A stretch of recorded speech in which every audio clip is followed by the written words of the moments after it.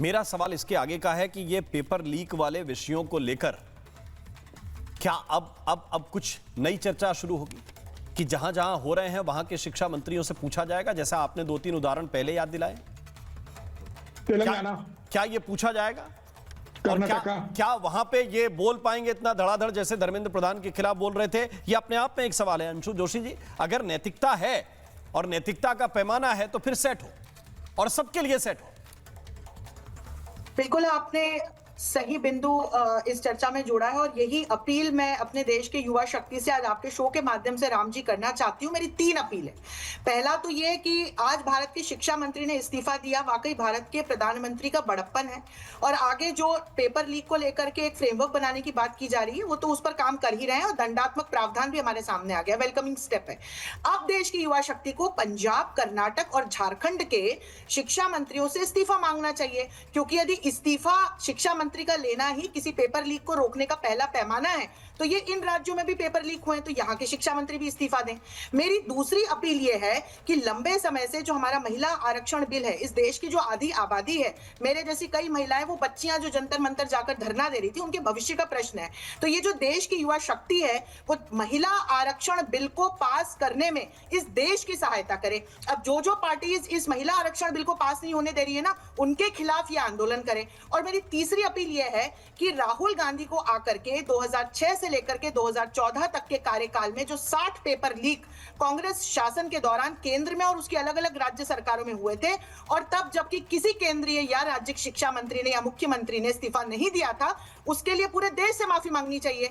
क्योंकि इस्तीफा ही यदि इस बात का मानक है कि सरकार कोई कदम उठा रही है पेपर लीक को रोकने के लिए, तो 2004 से 2014 तक लगभग 60 पेपर लीक्स हुए, लेकिन इनको लेकर के तो कोई इस्तीफे नहीं दिए गए। और मैं एक और अपील देश की युवा शक्ति से करना चाहती हूं कि आंदोलन करना और पक्ष से सरकार से प्रश्न करना ये आपका अधिकार है, आपका दायित्व भी है, लेकिन इसके नाम पर यदि देश को तोड़ने वाली शक्तियां आपको प्रमोट करती है तो वहां पर जिस प्रकार के अभद्र आप नारे लगा रहे थे, पोस्टर्स दिखा रहे थे, जिस तरह से मां बहन की आप गालियां दे रहे थे, जिस तरह की भाषा का प्रयोग कर रहे थे, भारत की आर्मी के लिए आप मां बहन की गालियां निकाल रहे थे, ये सब शोचनीय है। इस पर आप सोचिए, क्योंकि ये आपकी शक्ति का मिसयूज है जो इस देश को तोड़ने वाली शक्तियां कर रही हैं। तो आपको इनसे सावधान रहने की आवश्यकता होगी।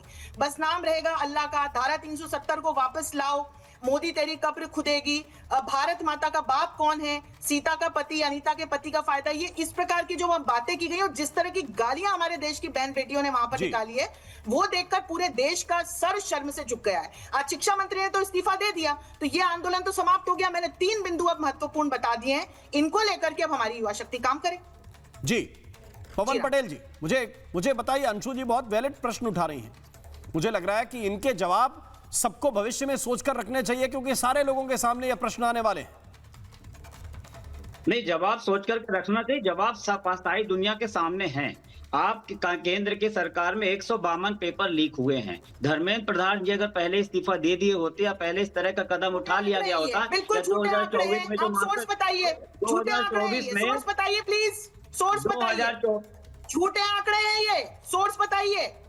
आप क्लेम कर दीजिए झूठे आंकड़े, तो क्लेम कर दीजिए। सोर्स बताइए, आप क्लेम कर दीजिए। आप सोर्स बताइए 60 पेपर के, आप सोर्स बताइए 60 पेपर के, सोर्स बताइए। आप 60 पेपर के सोर्स बताइए, आप 60 पेपर के सोर्स बताइए। नेशनल चैनल पर आप नेशनल चैनल पर झूठे आंकड़े दे रहे हैं, इसका सोर्स बताइए। अरे बार बार वही रिपीट करने का मतलब नहीं है ना। मैंने बोला ना, राहुल गांधी जी ने क्लियर बोला हुआ है। सोर्स बताइए, आप क्लेम कर दीजिए, आप क्लेम कर दीजिए। पूरे सोर्सेस सोशल मीडिया पे हैं। सोर्स बताइए, झूठ मत बोलिए। नेशनल चैनल सोर्स निकाल लीजिए ना, आपके पास इंटरनेट नहीं है, गूगल में सर्च कर लीजिए, पूरे सोर्स पता पड़ जाएंगे।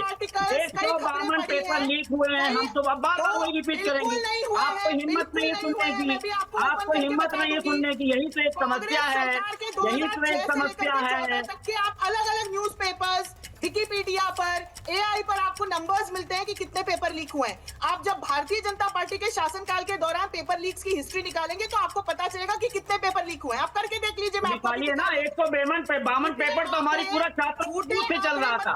आपने पहले क्यों नहीं क्लेम किया? झूठे आंकड़े मत प्रस्तुत कीजिए।